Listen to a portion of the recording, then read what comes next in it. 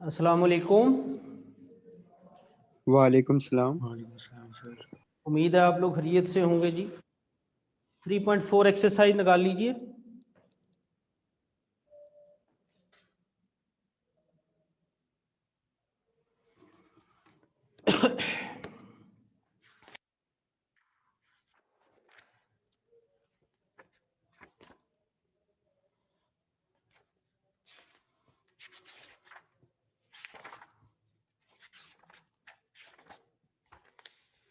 कल हमने सिमेट्री के बारे में थोड़ी सी डेफिनेशन के हवाले से बात की थी, तो उसी को लेके आगे चलते हैं किस तरह से प्रूव किया जाता है। Look at question number 4।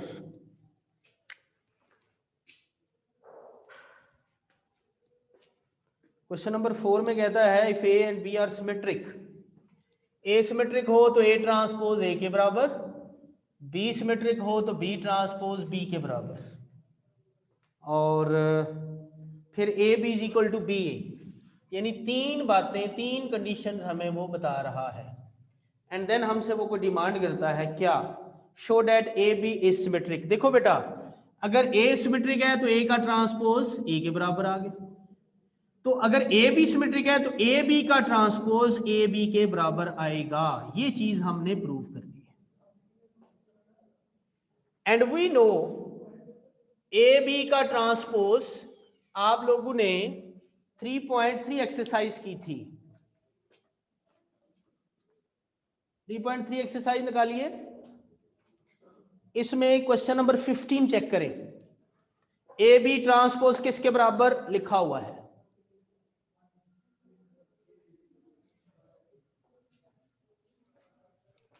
B transpose और ए ट्रांसपोज। शाबाश, बी ट्रांसपोज ए ट्रांसपोज। ये हमें पहले ऑलरेडी पता है, तो ये रिजल्ट हम यूज कर लेंगे। और वो क्या है? बी ट्रांसपोज चेक करें, हमें दिया हुआ है किसके बराबर है? बी के। ए ट्रांसपोज हमें दिया हुआ है ए के बराबर है, और हमें ये भी बताया हुआ है कि बी ए किसके बराबर है? ए बी के। तो इसकी जगह ए बी लिख लें। तो चेक कीजिए जरा, मैंने क्या कहा था, क्या प्रूफ करना है, ये लिखा हुआ है। क्या वही चीज आ गई है हमारे पास?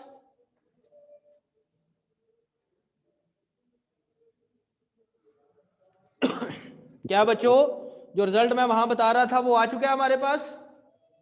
Yes sir. तो कौन है मैट्रिक्स यहां पर? A B. So A B matrix is symmetric matrix.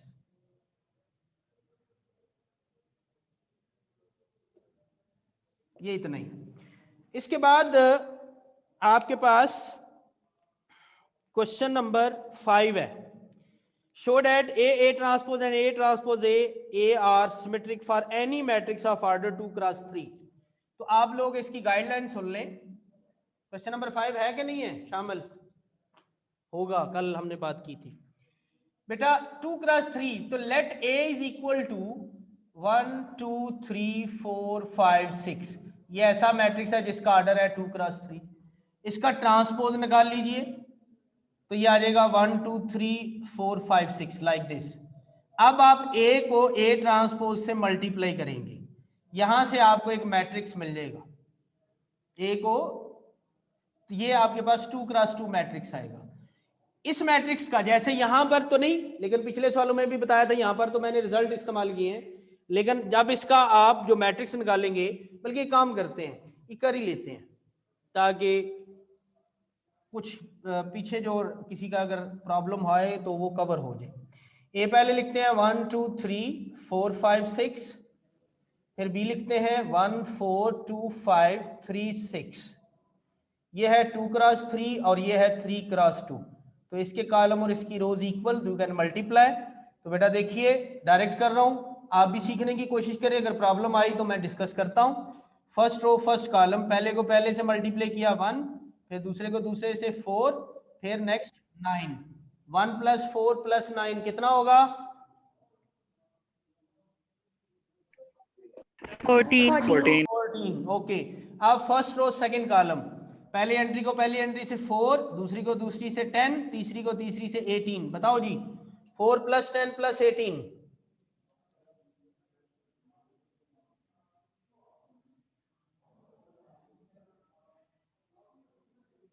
32। 32. Second row, first column, 4 plus 10 plus 18. Second row, second column, 16 plus 25 plus 36.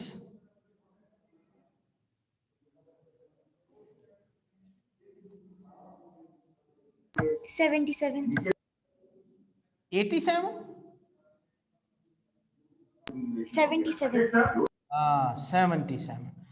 ये आ गया ए ट्रांस। अभी ये वो मैट्रिक्स निकला है, ये वो मैट्रिक्स आया है जिसको चेक करना है। तो अब ट्रांसपोज इसका लिखते हैं।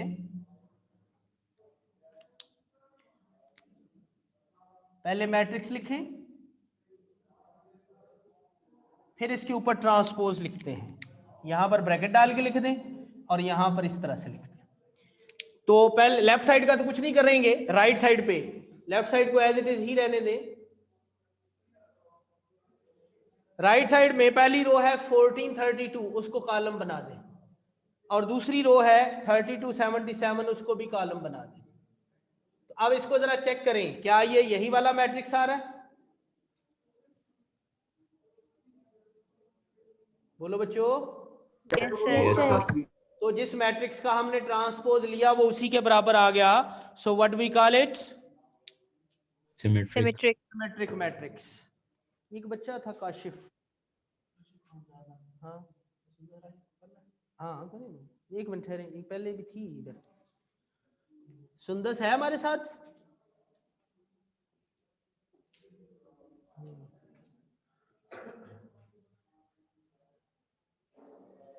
काशिफ मैथ का तो नहीं है मेरे ख्याल में। क्यों बच्चों, कोई है काशिफ स्टूडेंट हमारे साथ? चले, अब बेटा एक बात मैं आप लोग से शेयर करना चाह रहा हूं, ये एंट्री टेस्ट के हवाले से बड़ी इंपॉर्टेंट बात है। इधर देखना, ये मैट्रिक्स था, इसको आपने चेक करना था ना, सिमेट्रिक। बोलो भाई, इस मैट्रिक्स Yes, को sir. चेक करना था। इसका जो प्राइमरी डायगोनल होता है उसको ऐसे सर्कल लगा लें। बाकी जो एलिमेंट बचे हैं वो कौन से हैं? 32. एक जैसे है ना? बोलो ना। Yes, sir. अगर प्राइमरी डायगोनल जो प्रिंसिपल डायगोनल होता है उसके अलावा एलिमेंट एक जैसे होंगे तो याद रखें वो डेफिनेटली सिमेट्रिक मैट्रिक्स होगा। ये तो था 2x2, मैं आपको 3x3 भी बताने लगा हूं। ये देखो लिख रहा हूं 1 2 3 4 5, यहां पर 4 की बजाय इधर बाद में लिखते हैं 6, यहां पे लिख लेते हैं जी 7। अब ये एग्जैक्टली ये वाले ये जो एलिमेंट है ये एग्जैक्टली इधर भी आने चाहिए, इसके नीचे अगर आ रहे हैं तो फिर क्या होगा, वो सिमेट्रिक होगा। 3 6 2, चेक कीजिए जी, यहां पर है 2 3 6 और यहां पर भी है 2 3 6। प्राइमरी डायगोनल के अलावा सेम है। Yes, sir. तो ये इसका ट्रांसपोज लेके चेक कर लें, ये सिमेट्रिक होगा। और अगर इनके साथ एक जैसे तो हूं लेकिन साथ माइनस एक्स्ट्रा हो सबके साथ, तो ये पता कौन होता है? Symmetric. Skew symmetric. ये ऊपर भी हो सकता है और नीचे भी हो सकता है। ये वाला नहीं होगा क्योंकि इसमें तो मैंने जरा और अंदाज से लिखा था। इधर फर्ज कर ले मैं 0 लिख देता हूं, यहाँ पे 0 लिख देता हूं, या यहाँ 7 ही लिख देता हूं। तो ये वाला अब आपका बन चुका है स्क्यू सिमेट्रिक। तो मतलब बताने का ये था कि इस तरह हम देख के भी बता सकते हैं, लेकिन उसके लिए ये पॉइंट आपको याद होना चाहिए। प्राइमरी डायगोनल के अलावा अगर एक जैसे हैं बिल्कुल एग्जैक्टली, तो क्या होगा, वो सिमेट्रिक होगा। और अगर माइनस का फर्क आ रहा है सब में तो वो स्क्यू सिमेट्रिक होगा। अब आप लोगों ने एक सवाल अभी सिमेट्रिक का और रहता है, हाँ, क्वेश्चन नंबर 7। इसका जो दूसरा हिस्सा है बेटा वो आप लोगों ने खुद करना है। 7 क्वेश्चन बड़ा इंटरेस्टिंग है, इंपॉर्टेंट भी है। ए सिमेट्रिक एसिमेट्रिक हो तो हमारे पास क्या फार्मूला की शक्ल आ रही होती है, ये लिखा हुआ है यहां पर। अगर एसिमेट्रिक हो तो ए ट्रांसपोज किसके बराबर होगा, B. ए के। अब हमने एक प्रूफ क्या करना है, ए स्क्वायर सिमेट्रिक है, ये ए स्क्वायर है, इसको सिमेट्रिक का मतलब है कि ये इस तरह ए स्क्वायर के बराबर ही आएगा। क्यों है, क्या ख्याल है जी? अगर हमने ए स्क्वायर को सिमेट्रिक करना है तो हमारे पास ये वाली सिचुएशन आनी चाहिए। अब ये हमने बनानी है, तो ध्यान से देखना, ए स्क्वायर इसका ट्रांसपोज लिख रहा हूं, जैसे यहां पर किया था इसी तरह यहां पर भी कंडीशन जो दी हुई है वो इस्तेमाल करनी है। बेटा ये जो ए स्क्वायर है इसको हम कुछ इस तरह लिखेंगे,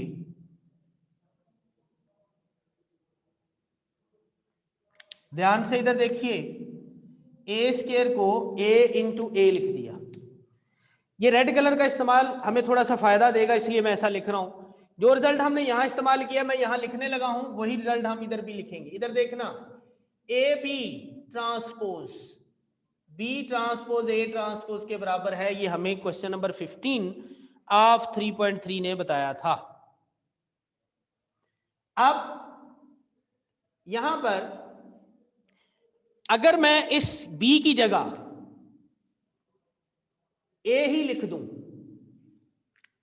तो देखना मेरे पास कैसे लिखा जाएगा।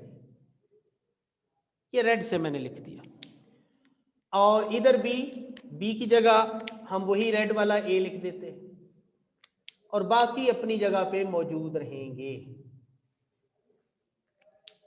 इस रिजल्ट को हमने यहां इस्तेमाल करना है। हुआ क्या कि ये पहले हमने ब्लैक इंक से ए लिखा हुआ है, फिर रेड से लिखा है, उसका ट्रांसपोज है। इस फार्मूला के मुताबिक जो बाद वाला मैट्रिक्स होता है, ट्रांसपोज जब अलग-अलग हो जाए तो उल्टा लिख दिया जाता है, पहले आ जाता है। तो देखें रेड वाला पहले बाद में आ रहा था और अब यहां पर क्या है, पहले आ रहा है। यही सिलसिला इसके साथ भी करना है। इधर ए लिख रहा हूं रेड वाला, उसका ट्रांसपोज, यानी जब अलग-अलग देंगे तो ये उल्टा लिखा जाएगा। और आगे रीजन क्या बतानी है, A B transpose equal to B transpose A transpose. तो बेटा आप देखें, हमें सवाल में दिया हुआ है ए ट्रांसपोज ए के बराबर है, तो इसकी जगह लिखेंगे ए और इसकी जगह भी लिखेंगे ए, तो ये आ जाएगा आपके पास ए स्क्वायर। तो इस तरह से चेक कीजिए, मैंने क्या कहा था, हमने इस तरह का प्रूफ करना है तभी ये सिमेट्रिक होगा। क्या ऐसा हो गया? डेफिनेटली हो गया। तो हम लिख देंगे सो ए स्क्वायर इज सिमेट्रिक। अब उसके बाद नेक्स्ट स्क्यू सिमेट्रिक भी दिया हुआ, सवाल को पढ़े। ए ट्रांसपोज माइनस ए के बराबर ले अगर ले तो फिर क्या सिलसिला होता है, तो एग्जैक्टली ऐसे ही आना है, जहां अगर वैल्यू रखनी है वहां थोड़ा सा चेंज आएगा। तो देख लीजिए, we have to prove A square transpose A square के बराबर, but separated A into A. अब मैं कलर चेंज नहीं कर रहा हूं, तो ये हमें, या चलो कर देते हैं, यहां पर ए जो है वो पहले लिखा जाएगा और बाकी दूसरा ए बाद में, जब उसका अलग-अलग ट्रांसपोज हो जाएगा। एंड देन हमारे पास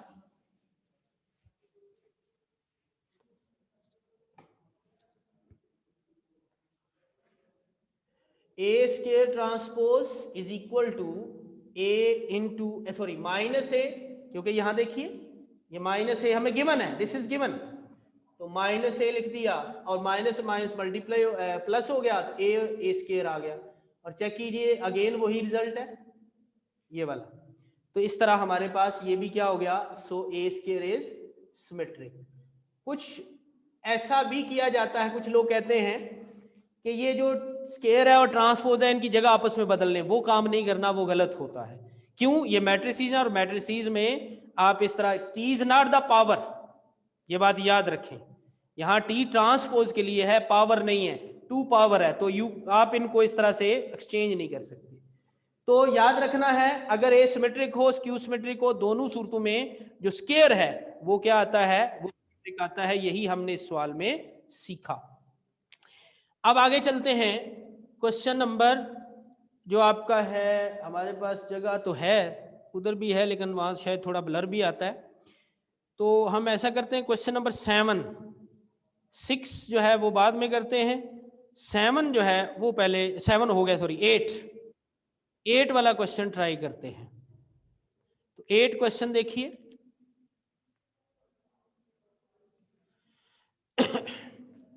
क्वेश्चन नंबर 8, ए दिया हुआ है हमें 1 प्लस आयोटा और आयोटा। हमें इसका कॉन्जुगेट बार निकालना है। तो बार कैसे निकलता है, आप इसके ऊपर, चलो मैं इसका भी कलर चेंज करता हूं ताकि आप लोग इसमें फर्क कर सकें। आपने मैट्रिक्स ए की दोनों साइडों पे इस तरह से बार डाल देना है। अब रेड वाला तो एज इट इज लिखा रहेगा, लेकिन जो लेफ्ट वाला, राइट वाला जो है उसमें सब नंबरों के ऊपर आ जाएगा, 1 के ऊपर भी आएगा। चलो इसको भी रेड से करते हैं, इस 1 के ऊपर भी आएगा, इस 1 के ऊपर, आयोटा के ऊपर भी। 1 एक रियल नंबर है और रियल नंबर को कहते हैं सेल्फ कॉन्जुगेट। अगर ए एक रियल नंबर हो तो उसके ऊपर बार डालें तो वो ए के बराबर ही आता है, यानी रियल नंबर का कॉन्जुगेट रियल नंबर ही होता है। लेकिन आयोटा का कॉन्जुगेट जो होता है वो माइनस आयोटा होता है। दिस इज द रिजल्ट जो हम यहाँ पे इस्तेमाल करेंगे। तो यहाँ देखिए 1 का तो 1 ही आ जाएगा, जबकि आयोटा का माइनस आयोटा हो जाएगा, तो ये इस तरह से लिखा जाएगा। ये आया ए बार। अब अगर सवाल को पढ़ें तो हमें कुछ मल्टीप्लाई करना है, इसका ट्रांसपोज लें। इसके बाद ए बार ट्रांसपोज राइट साइड पे 1 माइनस आयोटा, इसके ऊपर ट्रांसपोज डाल रहा हूं। तो पहली रो में एक ही एंट्री है, वो पहला कॉलम बन जाएगा। दूसरी रो में एक एंट्री है, वो दूसरा कॉलम बन जाएगा। तीसरी रो में एक एंट्री है, वो तीसरा कॉलम बन जाएगा। अब इनको मल्टीप्लाई करना है, ए इंटू ए बार ट्रांसपोज। मैं नहीं कह रहा हूं, सवाल में लिखा हुआ है, चेक कर सकते हैं। ए लिखें 1 प्लस आयोटा और प्लस आयोटा, उसके बाद ए बार ट्रांसपोज ये बन गया 1 माइनस आयोटा माइनस आयोटा। तो बेटा यहाँ इसका ऑर्डर है 3 क्रॉस 1, इसका ऑर्डर है 1 क्रॉस 3। कॉलम और रोज बराबर आ रहे हैं तो इनको मल्टीप्लाई कर सकते हैं। मल्टीप्लाई में हमें जो आंसर मिलना है वो 3 क्रॉस 3 होना है। तो यहाँ देखिए पहली रो में एक एंट्री, पहले कॉलम में एक एंट्री, मल्टीप्लाई हो गया 1 आ गया। दूसरी पहली रो में की एंट्री अगले से मल्टीप्लाई करें तो 1 माइनस आयोटा आ गया। पहली रो की एंट्री उससे अगले के लिए मल्टीप्लाई करें तो माइनस आयोटा आ गया। ये हमारे पास पहली रो बन गई। अब दूसरी रो 1 प्लस आयोटा इंटू 1, तो 1 प्लस आयोटा आ गया। दूसरी एंट्री से तो ये आ गया 1 square minus iota square.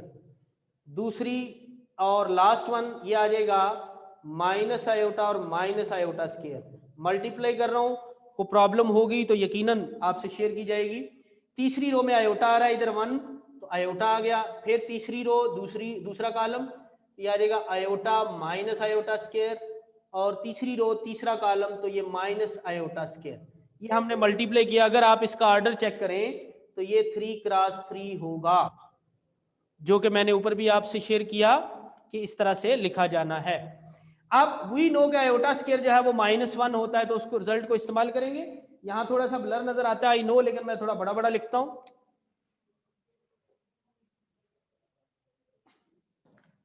Ji a into a bar transpose is equal to, simplify कर रहे हैं, वी नो आयोटा स्क्वायर -1 होता है, तो आयोटा स्क्वायर की जगह -1 लगाएंगे तो आपके पास आ जाएगा 1 माइनस आयोटा, पहली रो को कोई फर्क नहीं पड़ना, और माइनस आयोटा। दूसरी रो में 1 प्लस आयोटा पहली एंट्री है, एज इट इज रहेगी। दूसरी एंट्री में आयोटा स्क्वायर आ रहा है, जब माइनस लगाओगे तो प्लस हो जाएगा, 1 + 1 2 हो जाता है। उसके बाद फिर माइनस आयोटा +1 हो जाएगा। उसके बाद तीसरी रो आयोटा और आयोटा +1 एंड देन +1। आप आंसर चेक कर सकते हैं क्या यही लिखा हुआ है या नहीं। अच्छा जी, नेक्स्ट आगे चलते हैं।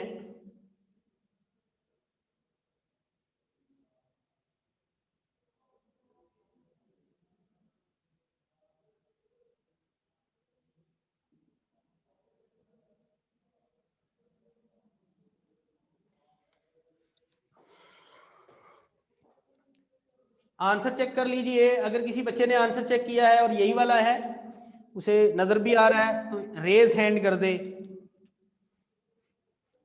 Okay, thank you. अब बेटा हम आते हैं क्वेश्चन नंबर 6 की तरफ।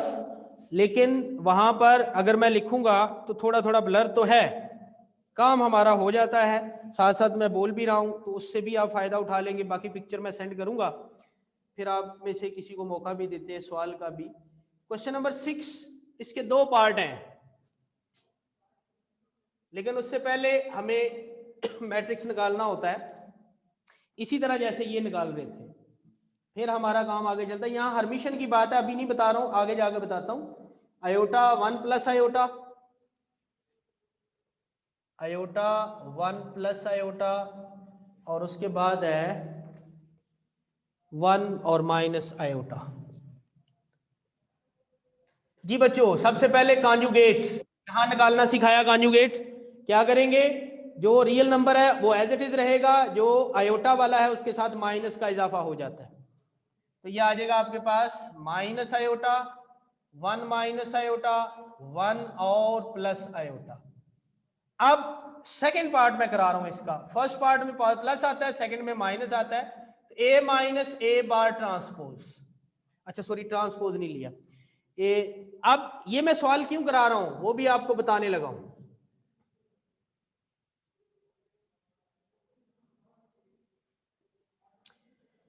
ट्रांसपोज लेंगे, पहली rho minus iota 1 minus iota, ये कॉलम बन गया। दूसरी रो 1 और आयोटा, ये दूसरा कॉलम बन गया।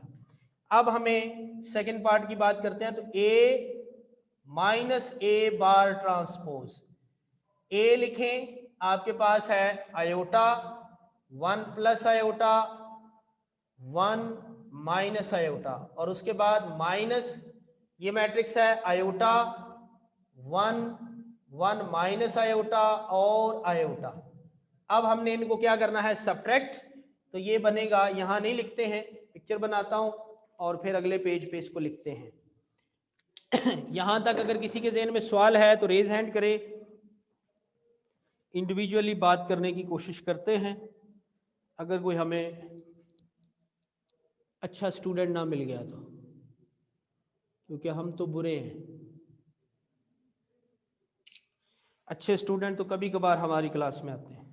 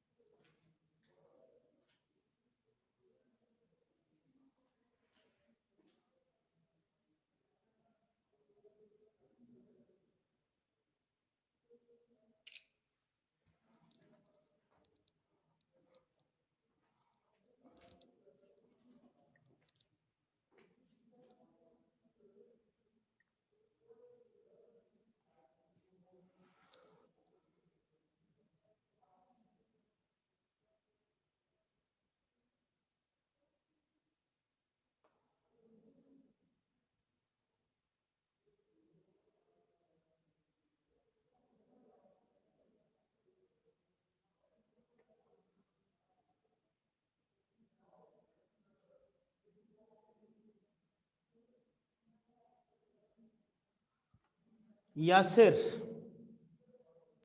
सर वो जो आपने लिखे second part A minus A bar transpose, तो उसमें सेकंड मैट्रिक्स में माइनस आयोटा आता है पहली एंट्री। ओके मैं चेक कर लेता हूँ, ठीक है। उमर, सर वो पूछ रहा था कि कंजुगेट लेने के लिए क्या करना होता है। सॉरी थोड़ा माइक दूर रख के बात करें, आपकी आवाज़ क्लियर नहीं थी। सर मैं पूछ रहा था कि कंजुगेट लेने के लिए क्या करना होता है। हाँ, कॉन्जुगेट में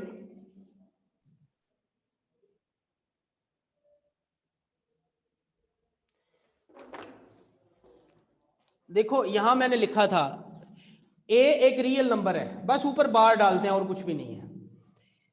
एक रियल नंबर है, बार उसका कोई इफेक्ट नहीं करता, ये आ जाता है। अगर मैं इस चीज को यहां पर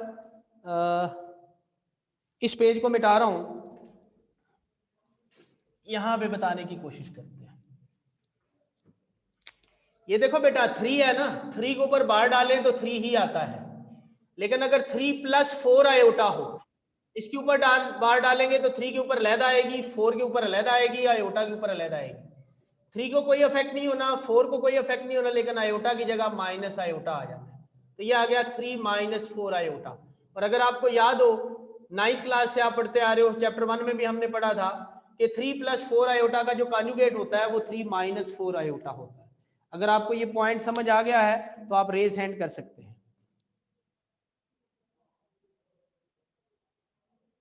ओके, थैंक यू। तैमूर का भी कोई सवाल है? जी तैमूर।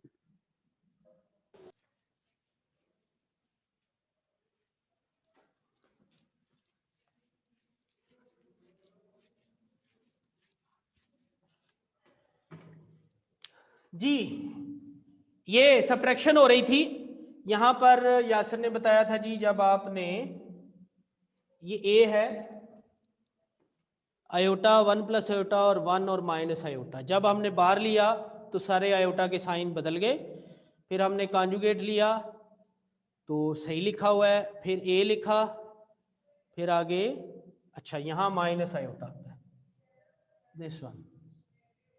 चलें अब इनकी सब्ट्रैक्शन करते हैं तो ये आ जाएगा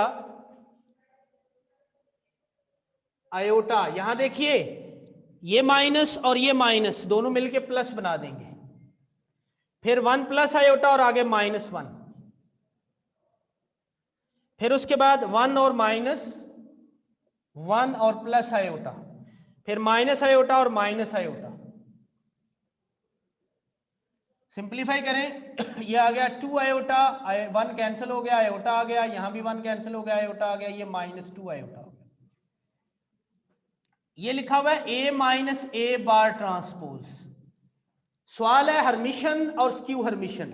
हमने अभी तक हर्मिशन के लिए कोई काम नहीं किया, स्क्यू हर्मिशन के लिए कोई काम नहीं किया, हमने सिर्फ मैट्रिक्स बनाया है जिसको चेक करना है।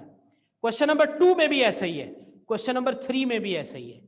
वो जो दिया हुआ है ए प्लस ए ट्रांसपोज या ए माइनस ए ट्रांसपोज, पहले वो बनाया जाता है, वो एक मैट्रिक्स आ जाता है जैसे ये देखिए आया हुआ है, और फिर उसको ट्रांसपोज के लिए चेक किया जाए। ट्रांसपोज के लिए तो सिर्फ एक ही बात है, सॉरी सिमेट्रिक के लिए तो सिर्फ एक ही बात है कि आपने ट्रांसपोज ले लेके, लेकिन यहां पर हर्मिशन के लिए ऐसा नहीं है।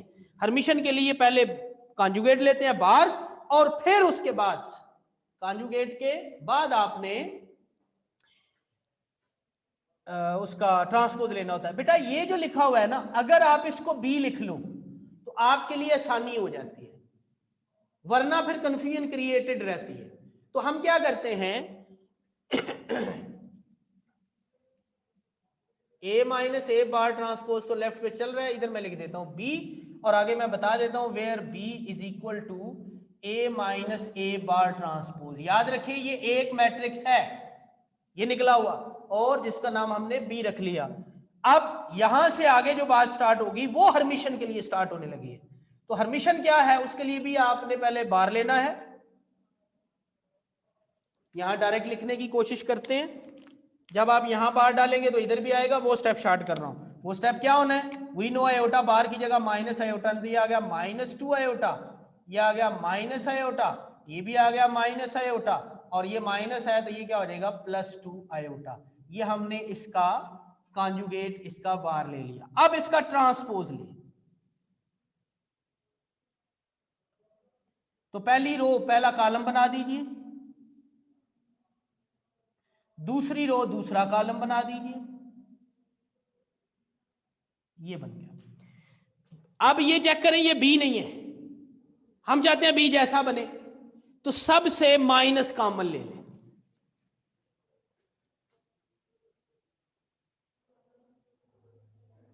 माइनस जब कॉमन, मैट्रिक्स है ना, मैट्रिक्स में सारे एलिमेंट से कॉमन आता है, तो ये आ जाएगा +2 आयोटा, माइनस कॉमन चला जाए प्लस रह गया, यहां भी प्लस रह गया, यहां भी प्लस रह गया, ये प्लस था, इसमें से जब माइनस जाएगा तो एक माइनस रह जाएगा, बिकॉज वी नो के addition plus is product of two negative signs, तो एक माइनस बाहर चला गया तो एक माइनस। अब ये जो मैट्रिक्स बना हुआ है चेक करो ये यही वाला बी है कि नहीं है, इट मींस कि हम इसकी जगह बी लिख सकते हैं, -b। अब बेटा जो आपका सिमेट्रिक होता था उसमें सिर्फ ट्रांसपोज लेते थे, लेकिन हर्मिशन और स्क्यू हर्मिशन के लिए पहले बार लिया जाता है फिर ट्रांसपोज लिया जाता है। अगर वो उसके नेगेटिव के बराबर आए तो स्क्यू हर्मिशन, और अगर बी के बराबर ही आ जाता तो फिर हर्मिशन होता है, जैसा कि पहले पार्ट में होगा। तो यहां से आगे मैं लिख रहा हूं सो बी इज हर्मिशन। तो ये डेफिनेशन भी आ गई आपके सामने, मैट्रिक्स। अब बी हर्मिशन मैट्रिक्स है तो बी हमने किसके बराबर रखा था, ए माइनस ए बार ट्रांसपोज,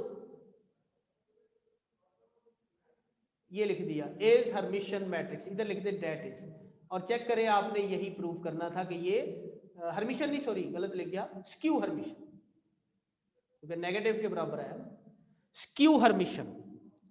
अब हर्मिशन आता तो पॉजिटिव के बराबर आता, माइनस आ गया साथ तो स्क्यू हर्मिशन हो गया, एक बात। अब मैं आप लोगों को एक बात बताने जा रहा हूं जो कंफ्यूज करती है इस सवाल में। हमने हर्मिशन के लिए बार लिया और फिर ट्रांसपोज लिया और उसके बराबर आया माइनस के साथ। तो ये जो पहले बार और ट्रांसपोज लिया था ये किस चक्कर में था?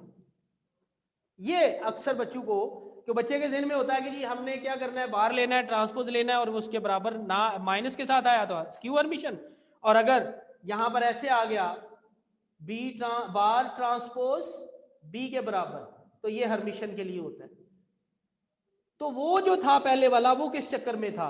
डेफिनेटली असल में हमें ये मैट्रिक्स बनाना था, इस मैट्रिक्स के अंदर ऑलरेडी ए बार भी मौजूद है और उसका ट्रांसपोज भी मौजूद है। तो जब तक वहां पे आप लेंगे नहीं, वो मैट्रिक्स बनाएंगे नहीं, तब तक आगे आप हर्मिशन स्क्यू हर्मिशन के लिए चल नहीं सकते। तो इसके लिए हमें पहले बनाना पड़ता है। क्वेश्चन नंबर 2 में भी यही चक्कर है, 3 में भी यही चक्कर है, और आगे आपके 6 क्वेश्चन जो है इसमें भी यही चक्कर है कि जो काम हमने आगे करना है हर्मिशन के लिए, स्क्यू हर्मिशन के लिए, सिमेट्रिक के लिए, स्क्यू सिमेट्रिक के लिए, वो पहले भी हमसे करवा रहा होता है। क्यों? असल में वो आपका कंसेप्ट चेक करता है कि बच्चा सिर्फ यहां बार और ट्रांसपोज लेके ये सोचता है मैंने हर्मिशन देख लिया, नो। इसी कंसेप्ट को चेक करने के लिए कि वो कितना स्ट्रांग है, क्या वो आगे ये काम पूरा करता है या नहीं करता, इसी के लिए ये इस तरह के सवाल बनाए जाते हैं। अच्छा जी, अब यहां पर भी हर्मिशन और स्क्यू हर्मिशन के लिए ये देखो, ये एक जैसे थे सेकेंडरी डायगोनल, और इनमें देखें माइनस का फर्क है तो इसलिए ये स्क्यू आया हुआ है।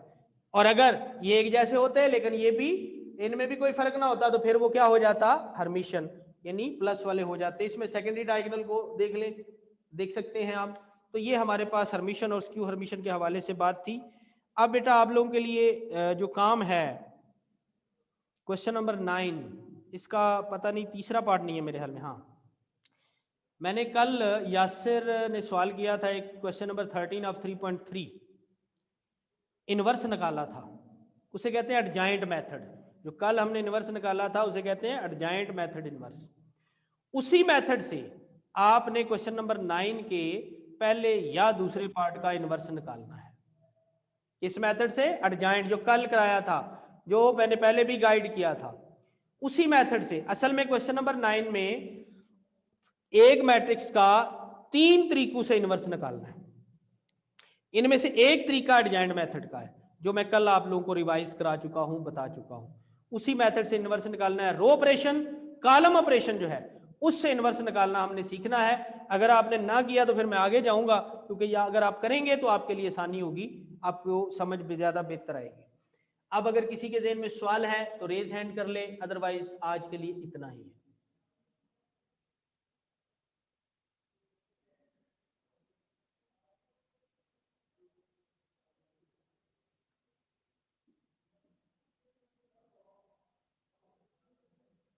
जी अजीम।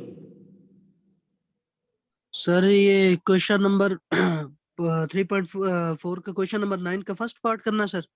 फर्स्ट और सेकंड दोनों का एडजाइंट मेथड से इनवर्स निकालना। Yes sir. दोनों में से जो भी आप करना चाहें वही मैं बोर्ड पे, मैं भी उसी से रिलेटेड बात आगे करूंगा, ठीक है?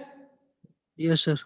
सर ये जो अभी आपने ये ऊपर लिखा sir, b is equal to a minus A bar का ट्रांसपोज सर, सर ये इसका समझ नहीं है सर। ये हमने उस, देखो मुझे ये बताओ, ये जो सर्कल लगाया हुआ है ये लिखना आसान है या बी लिखना आसान है? Sir b। इसलिए ऐसा लिखा है, आसानी के लिए, नथिंग एल्स, और कोई मकसद नहीं। Yes sir. जी हाशम, हशाम।